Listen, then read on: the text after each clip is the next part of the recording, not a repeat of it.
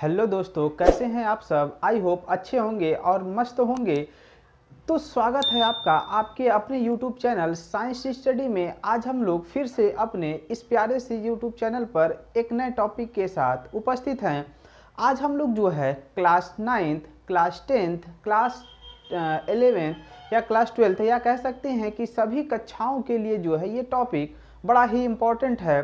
क्योंकि ये जो है अधिकतर हम लोग कह सकते हैं कि रसायन विज्ञान में अगर कोई भी न्यूमेरिकल करना होता है तो इसकी बहुत ज़्यादा ज़रूरत पड़ती है कि तुल्यांकी भार क्या होता है, तुल्यांकी भार को कैसे निकाला जाता है। ठीक है, तो हम लोग जो है आज जानते हैं कि तुल्यांकी भार होता क्या है और तुल्यांकी भार को हम लोग कैसे निकाल सकते हैं।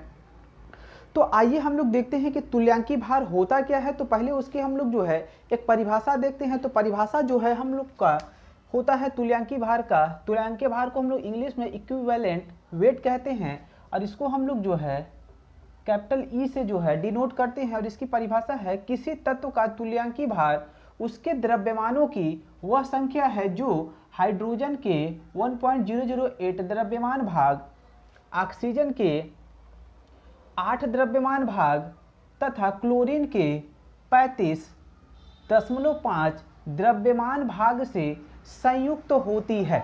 इसके कहने का मतलब ये है कि कोई भी तत्व है या कोई भी परमाणु है तो उसका भार जो होता है, ठीक है, वो जो होता है वही उसकी क्या हो सकती है, तुल्यांकी भार हो सकती है। ठीक है, तुल्यांकी भार और परमाणु भार में जो है बहुत ज़्यादा अंतर नहीं होता है। और क्या अंतर होता है उसी को आज हम लोग जो है इसमें सीखेंगे।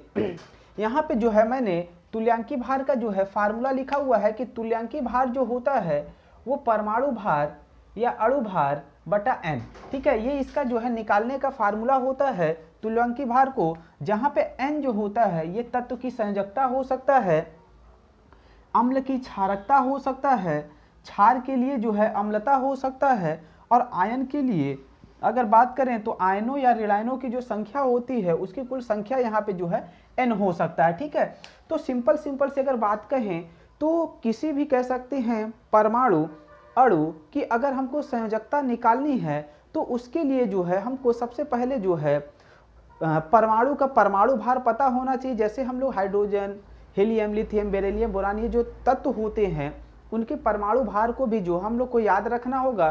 तो हम लोग को कम से कम जो है 30 तत्वों का परमाणु भार याद होना चाहिए, जिससे हम लोग जो है तुल्यांकी भार को बहुत आसानी से निकाल सकते हैं। तो मैंने यहाँ पे जैसे साइड में लिखा हुआ है कि हाइड्रोजन का भार जो होता है 1 होता है, कार्बन का जो है 12 होता है, इसका परमाणु क्रमांक 6 होता है, उसका दुगुना 12 होता है। उसी तरह नाइट्रोजन की बात करें तो नाइट्रोजन का परमाणु क्रमांक 7 होता है और इसका भार जो है 14 होता है। ठीक है, तो आइए हम लोग जो है किसी एक तत्व का या किसी एक परमाणु का जो है तुल्यांकी भार निकालने की कोशिश करते हैं। जैसे अगर हम एग्जाम्पल की बात करें तो अगर हमसे कभी पूछ ले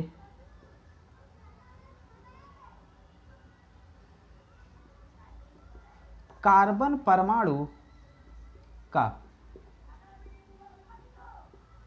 तुल्यांकी भार, तो हम लोग कार्बन परमाणु का तुल्यांकी भार कैसे निकाल सकते हैं। तो हम लोग को पता है कि कार्बन यहाँ पे जैसे फार्मूला है तुल्यांकी भार बराबर परमाणु भार या अणु भार बटा में n।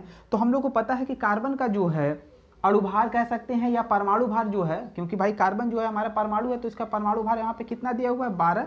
ठीक है, उसके बाद यहाँ पे बटा में क्या है n, और n को मैंने यहाँ पे क्या लिखा हुआ है कि तत्व की संयोजकता हो सकती है।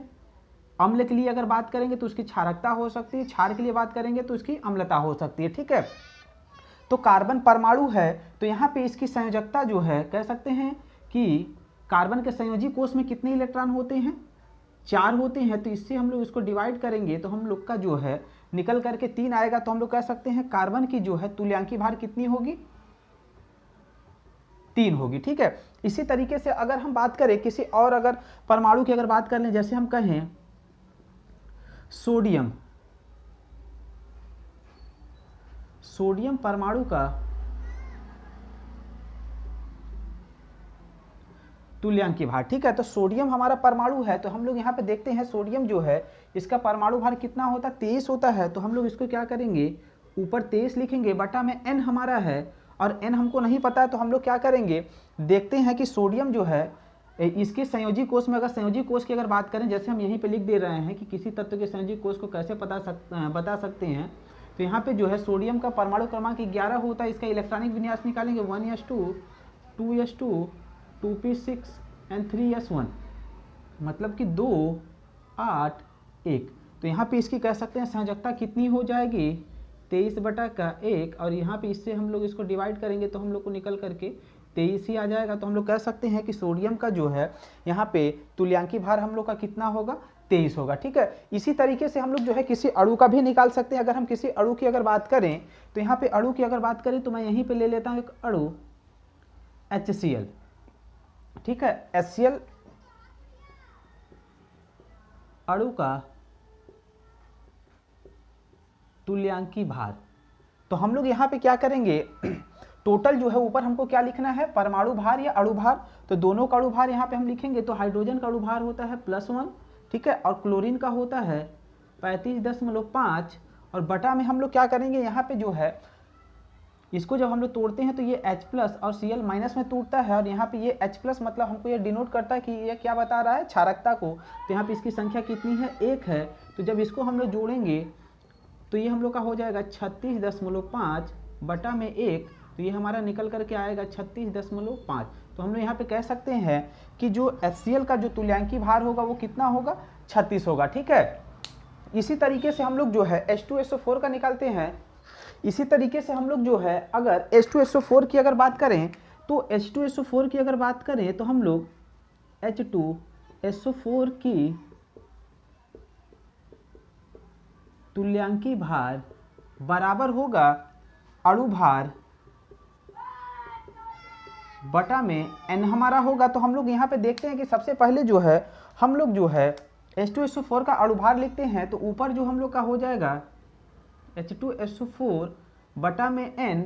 अब हम लोग यहाँ पे क्या करेंगे कि H2SO4 का अणु भार निकालेंगे। हाइड्रोजन का होता है 1 × 2 प्लस सल्फर का इधर मैंने लिखा हुआ कितना होता है 32 प्लस ऑक्सीजन का होता है 16 और 4 है, मतलब 4 तो यहाँ पे ऑक्सीजन है। तो यहाँ पे 4 से हम लोग क्या करेंगे, गुणा करेंगे, बटा में n करेंगे, और ऊपर को हम लोग जोड़ते हैं तो ये टोटल हम लोग का आ जाएगा 98। ठीक है, बटा में n करेंगे। अब यहाँ पे n हमको पता करना है। तो हम लोग को पता है कि H2SO4 जो होता है ये हम लोग का जो है 2H+ में टूटता है प्लस SO4 डबल माइनस में टूटता है। तो यहाँ पे हम लोग कह सकते हैं कि यहाँ पे हम लोग की क्षारकता जो है n का मान जो है वो कितना है, 2 है। तो इसको हम लोग जब डिवाइड करेंगे तो ये हम लोग का 49 आ जाएगा। ठीक है, तो हम लोग कह सकते हैं कि यहाँ पे सल्फ्यूरिक अम्ल का जो है तुल्यांकी भार कितना हो गया, 49। ठीक है, इसी तरीके से अगर हम कहें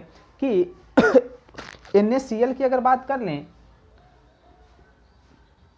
NaCl की अगर बात करें तो NaCl का भार हम लोग लिखना चाहेंगे तो यहाँ पे लिखेंगे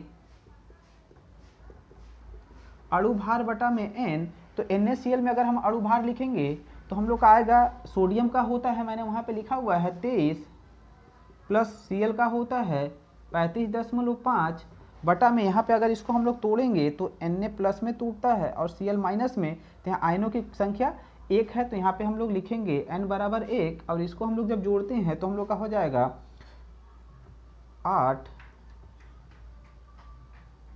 58.5 बटा में 1 करेंगे तो हम लोग का जो है 58.5 ही निकल करके आएगा। और ये जो है हम लोग का NaCl का जो है तुल्यांकी भार हो जाएगा।